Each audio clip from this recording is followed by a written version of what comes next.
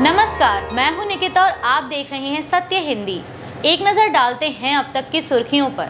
Iran के नए supreme leader पर चीन की पहली प्रतिक्रिया। चीन बोला, ईरान की संप्रभुता का सम्मान जरूरी। भारतीय दूतावास ने ईरान में रह रहे भारतीयों को दी जरूरी सलाह। लंबे वेस्ट एशिया युद्ध से महंगाई का खतरा बढ़ सकता है। European union. ईरान में आयतुल्लाह अली खामेनेई की मौत के बाद उनके बेटे मुश्तबा खामेनेई को सुप्रीम लीडर चुने जाने पर चीन ने इसे ईरान का अंदरूनी फैसला बताया है। चीनी विदेश मंत्रालय के प्रवक्ता गुओ जियाकुन ने कहा कि हमने इस बारे में खबरें देखी हैं कि ईरान में नए सुप्रीम लीडर का चुनाव हो गया। यह ईरान का अपना फैसला है जो देश के संविधान के अनुसार लिया गया है। गुओ जियाकुन ने अमेरिकी राष्ट्रपति ट्रंप के उस बयान पर भी प्रतिक्रिया दी जिसमें उन्होंने कहा था कि नए सुप्रीम लीडर ज्यादा समय तक नहीं टिक पाएंगे। जियाकुन ने कहा कि चीन किसी दूसरे देशों के आंतरिक मामलों में दखल देने का विरोध करता है। ईरान की संप्रभुता, सुरक्षा और क्षेत्रीय अखंडता का सम्मान होना चाहिए। चीन मांग करता है कि सैन्य कार्रवाई तुरंत रोकी जाए। बातचीत और समझौते की ओर जल्द लौटना चाहिए। तनाव को और बढ़ाने से बचना चाहिए। ईरान में आयतुल्लाह अली खामेनेई के बेटे मुश्तबा नए सुप्रीम लीडर के तौर पर चुने गए हैं। ईरान के लोगों ने इस पर मिली-जुली प्रतिक्रिया दी है। सरकार समर्थित लोग जश्न मना रहे हैं जबकि कुछ लोग खफा हैं। मीडिया रिपोर्ट्स के मुताबिक तेहरान की एक 40 वर्षीय महिला ने कहा कि मुश्तबा अपने पिता से भी बुरे हैं। मुझे लगता है कि अमेरिका और इसराइल उन्हें भी निशाना बनाएंगे। महिला ने कहा कि जब तक मुश्तबा को चुना नहीं गया तब तक हर कोई उनके खिलाफ नारे लगा रहा था। सरकार समर्थित लोगों के अलावा उनकी स्वीकार्यता कहीं नहीं है। वहीं एक 20 वर्षीय युवती ने कहा कि मुश्तबा अपने पिता से भी दमनकारी हैं। मैं सच में चाहती हूं कि इन अधिकारियों की जिंदगी युद्ध में ही खत्म हो जाए, वरना अगर हम मुश्तबा के राज में रहे तो खत्म हो जाएंगे। इस बीच दूसरी तरफ ईरान में शासन समर्थक लोग तेहरान की सड़कों पर मुश्तबा खामेनेई को नया सर्वोच्च नेता बनाए जाने का जश्न मनाने निकले हैं। ईरान में रह रहे भारतीयों के लिए तेहरान में स्थित भारतीय दूतावास ने एडवाइजरी जारी की है। इसमें भारतीय नागरिकों को ईरान के बाहर जाने के लिए ज़मीनी बॉर्डर पर जाने से पहले दूतावास को बताने के लिए कहा गया। भारतीय दूतावास ने एडवाइजरी में लिखा कि भारतीय नागरिक बगैर दूतावास को बताए ईरान से बाहर जाने के लिए किसी भी ज़मीनी बॉर्डर पर ना जाएं। ज़मीनी बॉर्डर की ओर जाने से पहले दूतावास से स्पष्ट निर्देश लेना जरूरी है। आगे कहा गया कि यह ध्यान रखें कि अगर कोई व्यक्ति ईरान की सीमा पार कर लेता है और तीसरे देश में प्रवेश नहीं कर पाता तो दूतावास मदद नहीं कर पाएगा। भारतीय दूतावास ने इमरजेंसी हेल्पलाइन नंबर भी जारी किए हैं। यूरोपियन यूनियन ने चेतावनी दी है कि वेस्ट एशिया में लंबे युद्ध से दुनिया की इकोनॉमी को इन्फ्लेशनरी शॉक का खतरा है। यूरोपियन यूनियन के टॉप अधिकारी वॉलिट्स डोम्ब्रोवस्की ने सोमवार को कहा कि वेस्ट एशिया में लंबे युद्ध से ग्लोबल और यूरोपियन इकोनॉमी पर बड़ा इन्फ्लेशनरी शॉक लग सकता है। यूरोपियन यूनियन इकोनॉमिक कमिश्नर ने मीडिया से कहा कि अगर लड़ाई कुछ हफ्तों में सुलझ जाती है तो उम्मीद की जा सकती है कि इसका ग्लोबल और यूरोपियन इकोनॉमी पर कोई बड़ा असर नहीं पड़ेगा। लेकिन उन्होंने कहा कि अगर यह समुद्री रुकावट और गल्फ एनर्जी इंफ्रास्ट्रक्चर पर हमलों के साथ और लंबा खिंचता है तो इसका नतीजा एनर्जी की ज्यादा कीमतों के साथ इन्फ्लेशनरी शॉक हो सकता है। भारत के विदेश मंत्री एस जयशंकर ने सोमवार को कहा कि ईरान ने अपने 3 जहाजों को भारतीय बंदरगाहों पर डॉक करने की भारत से इजाजत मांगी थी और अगले ही दिन मंजूरी मिल गई। यह बात पिछले हफ्ते अमेरिका द्वारा एक ईरानी युद्धपोत को डुबोने के बाद हिंद महासागर क्षेत्र में तनाव के बीच कही गई। संसद में एक बयान में जयशंकर ने कहा कि एक ईरानी जहाज आइरिस 11 4 मार्च को कोच्चि में डॉक किया गया था और उसके क्रू मेंबर अभी भारतीय नेवी की सुविधाओं में रह रहे हैं। वीबीजी रामजी एक्ट पर कांग्रेस का हमला। कांग्रेस बोली पहले घोषणा बाद में तैयारी। कांग्रेस ने नए वीबीजी रामजी एक्ट 2025 को लागू करने को लेकर केंद्र सरकार पर निशाना साधा है। कांग्रेस के महासचिव और संचार प्रभारी जयराम रमेश ने कहा कि इस कानून की कई डिटेल्स पर अभी काम चल रहा है जो मोदी सरकार के फास्ट गवर्नेंस यानी पहले घोषणा करो बाद में सोचो वाले तरीके का एग्जाम्पल है। जयराम रमेश ने एक्स पर एक मीडिया रिपोर्ट साझा करते हुए दावा किया कि विकसित भारत रोजगार और आजीविका मिशन ग्रामीण बिल 2025 को संसद में पेश होने के सिर्फ 2 दिन के अंदर पास कर दिया गया था, जबकि इसे लागू करने से पहले कई जरूरी प्रक्रियाएं अभी बाकी हैं। यह नया कानून कांग्रेस की अगुवाई वाले यूपीए सरकार की योजना मनरेगा की जगह लेगा। जयराम रमेश ने आरोप लगाया कि इस कानून को पास करने से पहले राज्यों से कोई सलाह नहीं ली गई और न ही संसदीय स्थायी समिति से इसकी जांच कराई गई। उन्होंने कहा कि सरकार ने दावा किया था कि यह कानून 1 अप्रैल 2026 से लागू होगा, लेकिन अब भी इसकी तैयारी पूरी नहीं हुई है। ईरान युद्ध पर संसद में टकराव, सरकार ने चर्चा से किया इनकार। राहुल गांधी बोले, देश को बहुत जबरदस्त चोट लगने वाली है। ईरान युद्ध ट्रंप की छवि और अप्रूवल रेटिंग पर पड़ रहा भारी। पश्चिम एशिया में जारी ईरान युद्ध के मुद्दे पर संसद में चर्चा को लेकर सरकार और विपक्ष के बीच टकराव बढ़ गया है। केंद्र सरकार ने बजट सत्र के दौरान इस मुद्दे पर अलग से बहस कराने से इनकार कर दिया। विदेश मंत्री एस जयशंकर ने संसद में बयान देते हुए कहा कि भारत तनाव कम करने के लिए कूटनीति और संवाद का समर्थन करता है और नरेंद्र मोदी स्थिति पर लगातार नजर रखे हुए हैं। सरकार ने अमेरिका इस्राइल हमलों या ईरान के supreme leader ayatollah Ali Khamenei की मौत की औपचारिक निंदा नहीं की। इसे लेकर लोकसभा में विपक्ष के नेता राहुल गांधी ने सरकार पर रणनीतिक स्वायत्तता खोने और समझौता करने का आरोप लगाया और कहा कि यह मुद्दा भारत की अर्थव्यवस्था, ईंधन कीमतों और सुरक्षा से जुड़ा है।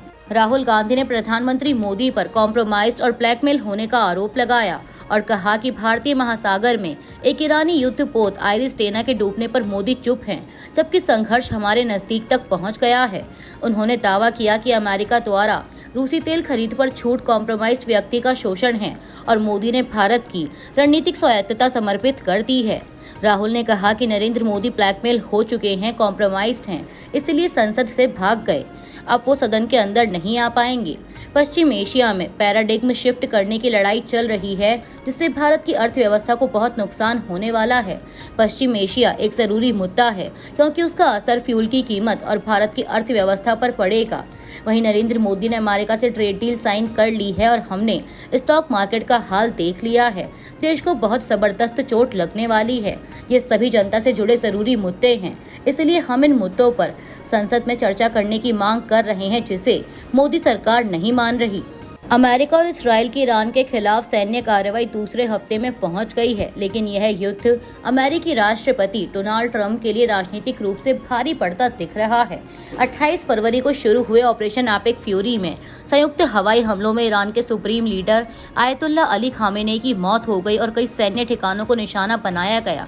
हालांकि 10 दिन बाद ही ईरान ने नया सुप्रीम लीडर चुन लिया है। इस बीच अमेरिका में युद्ध के खिलाफ विरोध बढ़ रहा है। CNN के एक सर्वे के अनुसार 59% अमेरिकी हमलों के खिलाफ हैं, जबकि ट्रंप की कुल अप्रूवल रेटिंग केवल 44% रह गई है।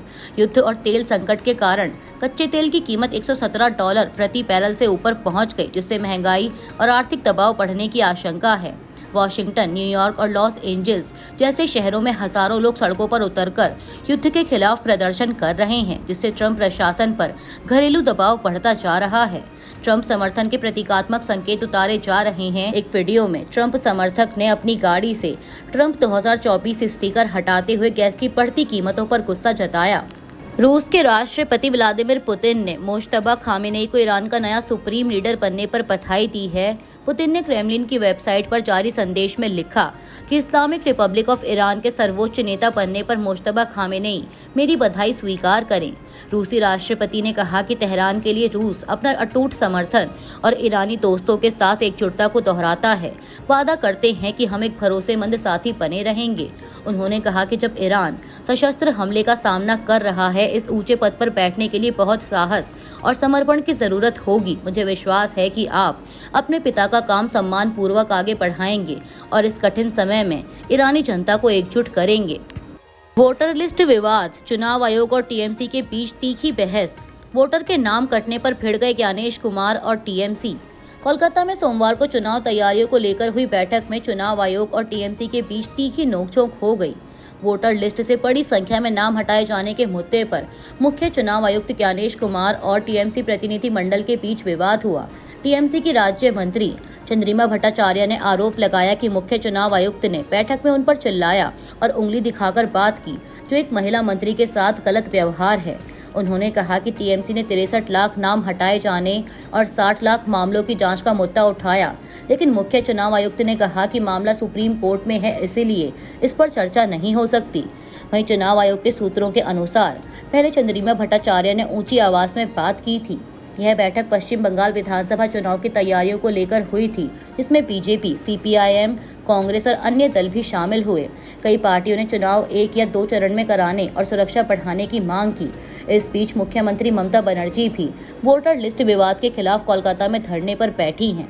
मुख्य चुनाव आयुक्त ज्ञानेश कुमार के खिलाफ इम्पीचमेंट मोशन लाएगा विपक्ष। रिपोर्ट। विपक्षी गठबंधन इंडिया की पार्टियां मुख्य चुनाव आयुक्त ज्ञानेश कुमार के खिलाफ आने वाले दिनों में महाभियोग यानी इम्पीचमेंट प्रस्ताव ला सकती हैं। द हिंदू की एक रिपोर्ट के मुताबिक सूत्रों के अनुसार यह मुद्दा टीएमसी सांसद शताब्दी रॉय ने संसद में हुई विपक्षी नेताओं की बैठक में उठाया, जिसकी अध्यक्षता कांग्रेस अध्यक्ष और राज्यसभा में विपक्ष के नेता मल्लिकार्जुन खड़गे ने की।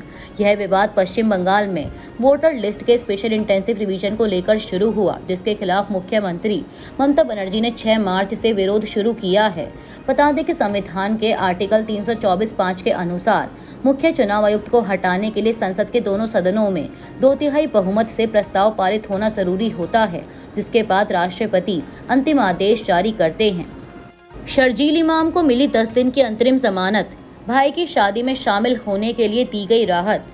2020 के नॉर्थ ईस्ट दिल्ली दंगा मामले में जेल में बंद एक्टिविस्ट शर्जील इमाम को दिल्ली की एक अदालत ने 10 दिन की अंतरिम जमानत दी है।